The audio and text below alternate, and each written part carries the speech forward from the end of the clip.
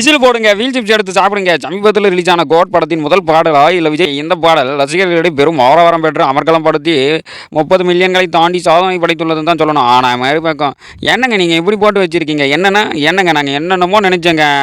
Because Anirudh is அல்டிமேட்டுங்க. அனிருத் மாதிரி போடுவீங்கன்னு பார்த்தா நீங்கள் என்னங்க இப்படிலாம் போடுவீங்க? இல்லை எனக்கு புரியல. நல்லா தானே இருக்குது, நல்லா இருக்குது, அட நல்லா இருக்குது அப்படின்னு தானே சொல்லுவாங்க.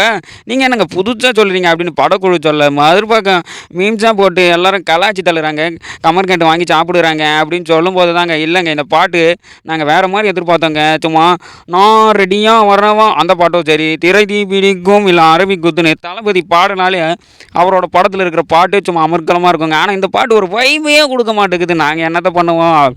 ஆனால் இந்த சாதனையெல்லாம் ஒரே அந்த ஒத்த மனுஷனுக்காகத்தான். மாமா கண்டிப்பாக டான்ஸ் இருக்கும், நம்பு பிரபுதேவா வேறு கூட ஆடுறாரு, நல்லா இருக்கும், விசில் பறக்கும், விசில் போடுங்க அப்படின்னு சொல்லும்போது இவன் டேய் நான் மேன் வேலி எம்ஐ ஃபேனடா, நீங்கள் என்னடா ஜிஎஸ்கேன்னு அடிச்சிக்கிறீங்க.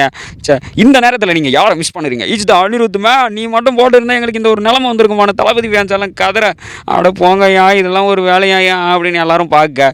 பாட்டுக்கே இவ்வளோன்னா அப்போ படம் ஒரு வேளை ஒழுங்காக சமைக்கலைன்னா விபிக்கு என்ன நிலமை கொஞ்சம் நீ யோசிச்சு பாருங்கள். பாஜ் எப்படியோ பாஜ் படத்தில் தளபதி வந்தாலே போதும் பாஜ். லாஸ்ட்டு ஒரு படம் தான் இருக்குது. இந்த 2 படத்துக்கு அப்புறம் அண்ணன் வேறு ஒரு இடத்துக்கு போக போகிறாரு. இதுவே போதும் அப்படின்னு தளபதி ஃபேன்ஸ் எல்லாம் கொண்டாட.